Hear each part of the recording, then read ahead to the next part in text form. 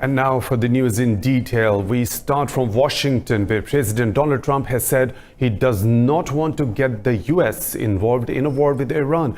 National Security Council spokesman Garrett Markey said Trump is open to talks with the Iranian leadership. Markey said Trump has made it clear the U.S. does not seek military conflict with Iran.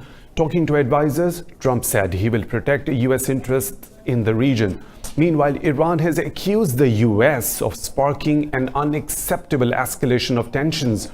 Iran's Foreign Minister Javad Zarif said Tehran is showing maximum restraint despite the U.S. withdrawal from the nuclear deal.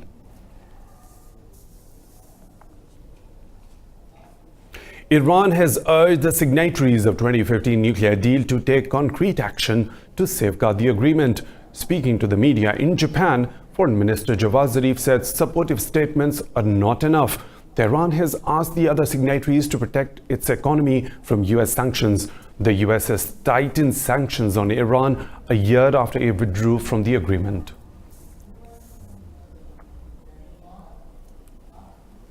Meanwhile, at the United Nations, Secretary General Antonio Guterres has called for maximum restraint and the prevention of any escalation of the U.S.-Iran tensions. UN officials said the hardening rhetoric in the Gulf region threatens to further destabilize an already volatile situation.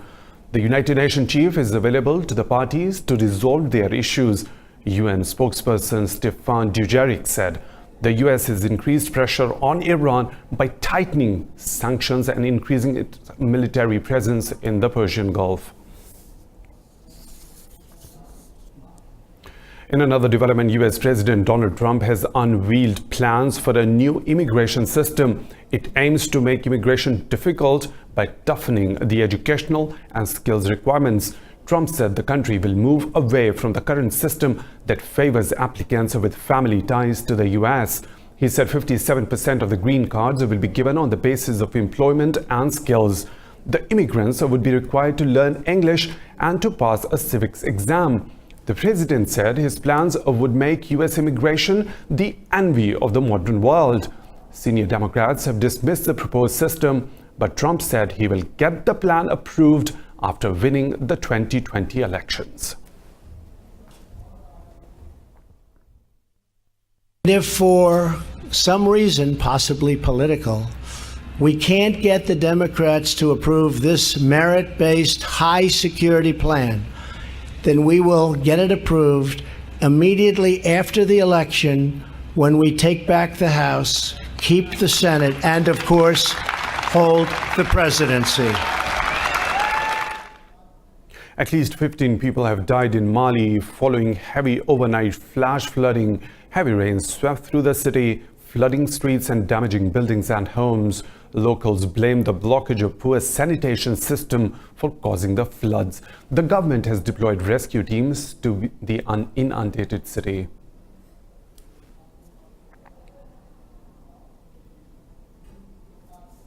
Elsewhere, Afghanistan has reversed the decision to use biometric devices in the upcoming presidential elections. Officials say shortages of time and resources led to the decision. After being postponed twice, the elections are due to be held on September the 28th. Earlier, the use of biometric voter verification machines led to the allegations of fraud in the parliamentary elections. At least 5,000 devices were lost, raising concerns over the utility of the devices to help conduct transparent polls.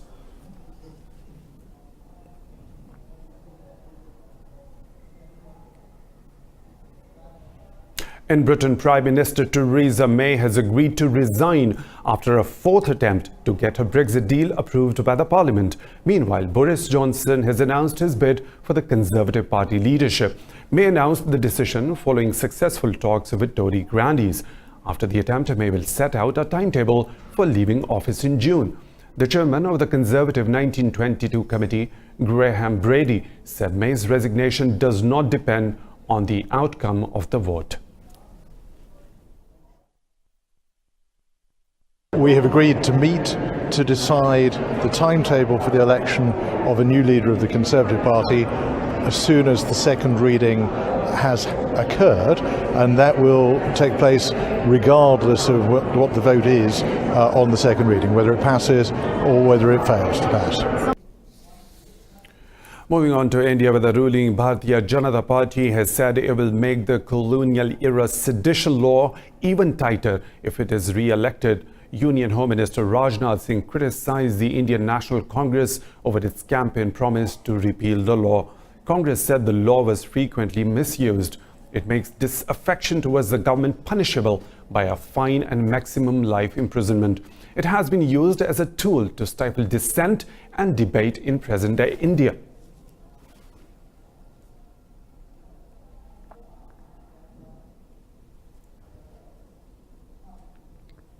For more on this, we are joined by our New Delhi correspondent, Bruce Harrison. Bruce, thank you for joining in. Why has this sedition law become one of the election campaign issues?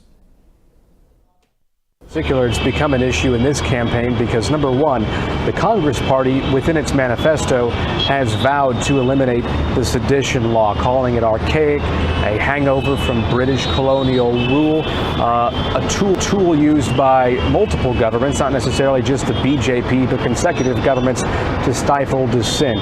It really became more prominent in this campaign after the border skirmish between India and Pakistan earlier this year. At that time, there was some anti-government demonstrations in the Kashmir region, and I think at that point it did inflame tensions a bit and turned a focus of the BJP from previous campaign pledges, perhaps those of the economy, the agrarian crisis, the farmers' distress in this country, to one of nationalism and national security.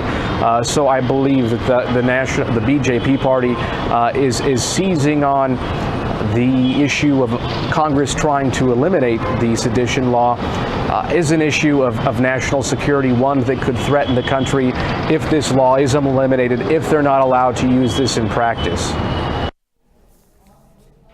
Thank you, Richard, for updating from New Delhi about the latest developments regarding the toughening of the sedition law, the call that has been given by the Bharatiya Janata Party.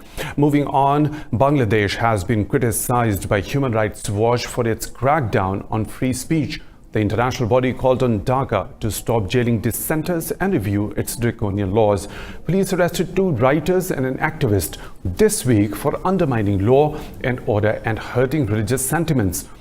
All 3 were detained under the Information Communication and Technology Act and the Digital Security Act 2018.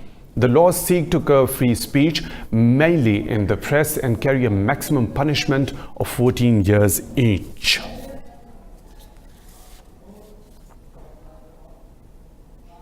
Meanwhile, Australians will vote in their 46th parliamentary polls tomorrow. The elections would determine the fate of the Liberal Party of Australia and the Australian Labor Party. Polls indicate the Conservative Liberal National Coalition are set to lose Saturday's election. A Labor Party win could give Australia its 7th Prime Minister since 2018.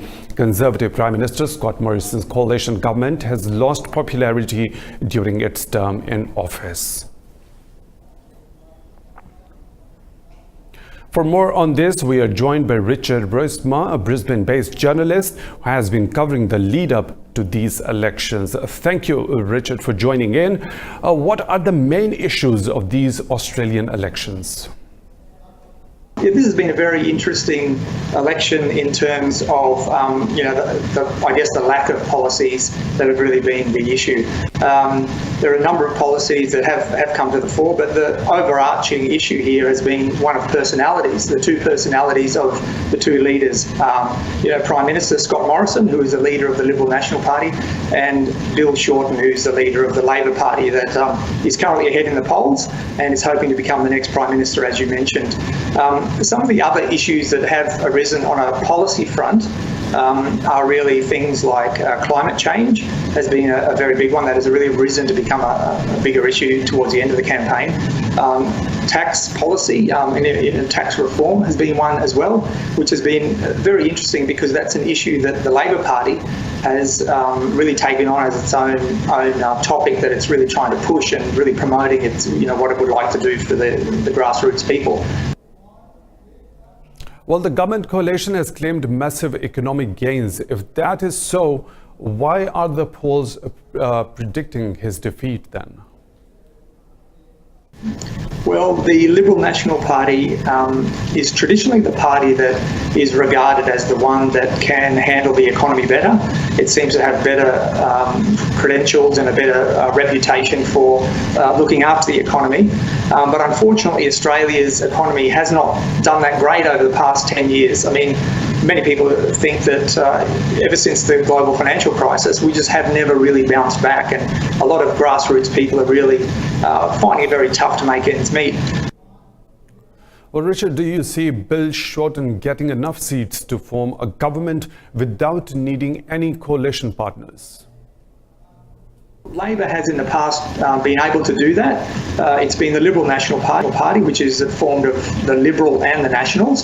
So they've been the ones that have quite traditionally needed a coalition partner to form government. And Labor has in the past been able to do that on its own. According to the polls, which, as you mentioned, it's about 51% Labor at the moment, 49% for the Liberal National Party. So according to the polls, the Labor Party is ahead. Thank you, Richard, for updating regarding the situation about the Australian elections. Moving on, in Europe, Ukraine's ruling parliamentary coalition has broken up. Parliamentary Speaker Andriy Parubi has set a one-month deadline for the formation of a new coalition. The alliance broke up after the People's Front Party quit the outgoing president Petro Poroshenko's faction. The faction is likely to join hands with the incoming president Volodymyr Zelensky. Zelensky won a landslide presidential election against Poroshenko last month, but his newly formed party lacks any representation in the parliament.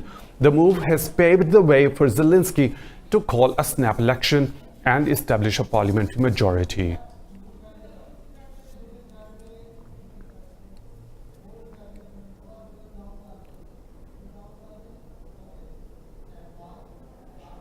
The Chinese Foreign Ministry has said Beijing will not participate in trilateral nuclear disarmament negotiations. The Foreign Ministry spokesperson added that China remains committed to peaceful development. Details follow. Chinese Foreign Ministry spokesman Liu Kang has responded to allegations of China expanding its nuclear arsenal. The spokesperson said China continues to enshrine peaceful development and defensive military policy. He also asked if the US would be willing to reduce its own nuclear arsenal to the size of China's. I have noticed that many international experts in arms control are confused. Does the United States want to reduce its nuclear force to the level of China, or to increase China's level through negotiation?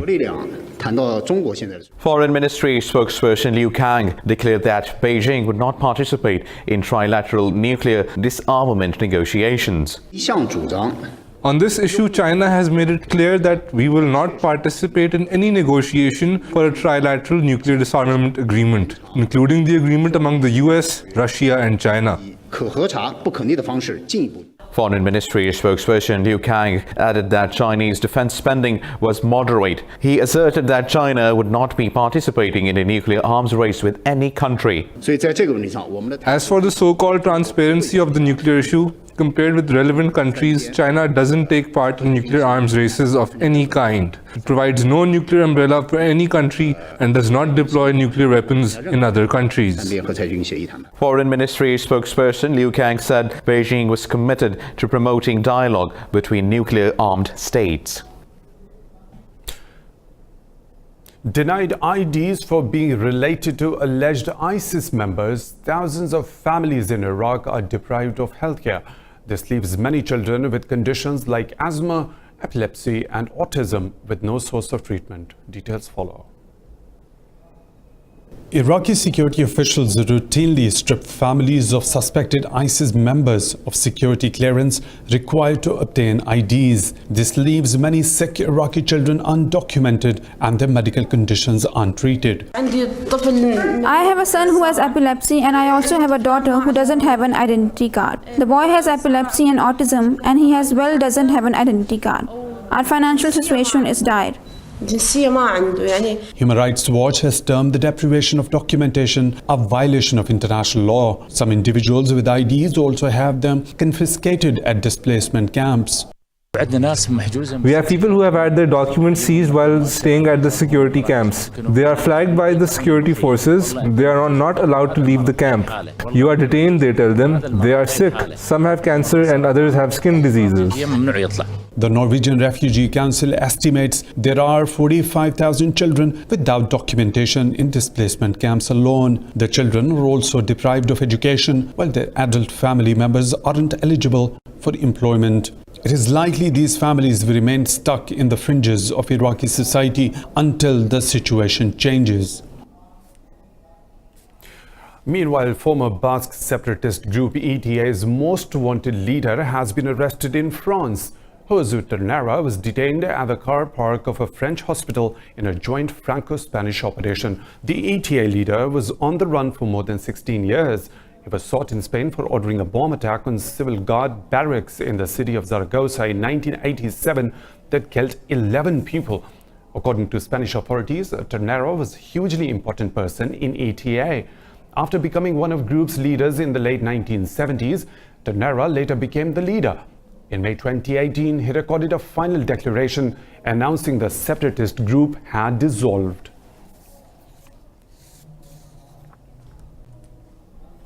Italy's Prime Minister Giuseppe Conte and Eastern Libyan Forces Commander Khalifa Haftar have met in Rome to discuss the ongoing crisis in Libya. During the 2-hour talks, Conte reiterated his appeal for a ceasefire to find a political solution to the war in Libya. Meanwhile, the fighting between Libya's internationally recognized government and Eastern forces continues near Tripoli. Forces loyal to the Libyan government are defending the city against an offensive by Khalifa Haftar's Eastern forces.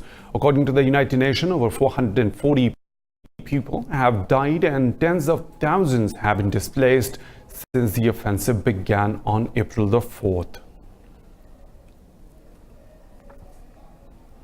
Chief of the International Monetary Fund, Christine Lagarde, has said the world economy is going through a delicate moment. She was addressing the opening session of the 11th Astana Economic Forum in Kazakhstan. IMF Chief Lagarde warned critical steps will need to be taken to avoid global economic disaster. Lagarde hoped the global economy will recover in the next 6 months. Welcome back. Resuming the news bulletin with the sad news. 5 people have been killed after the roof of a Shanghai building caved in on construction workers who were renovating it. Rescue officials said some 20 people were trapped under the rubble. Authorities did not give details of the injuries suffered by the survivors. The Fire Rescue Bureau said the building had previously been used as a leadership for Mercedes-Benz cars.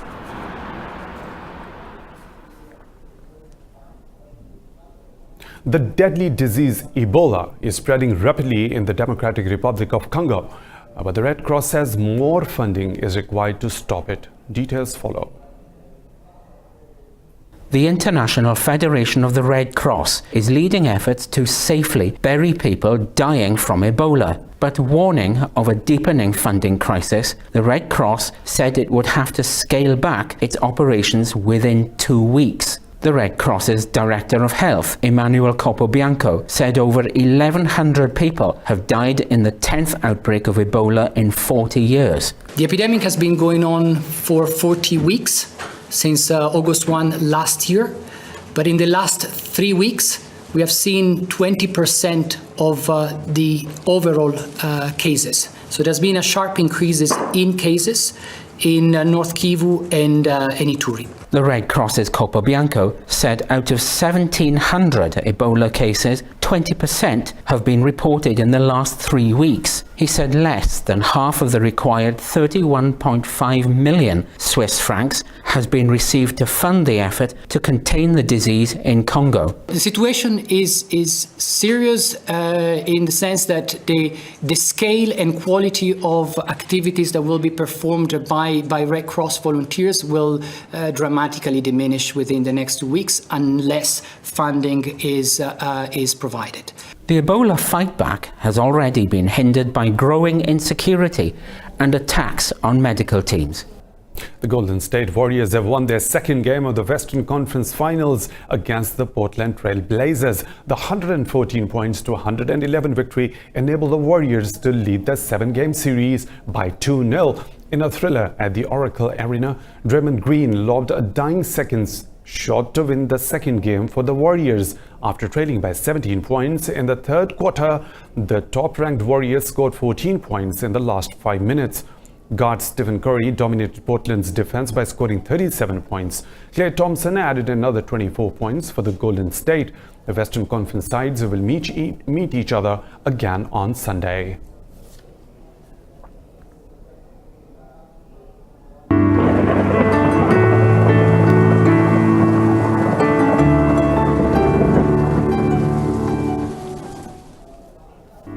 And now a look at the weather around the globe.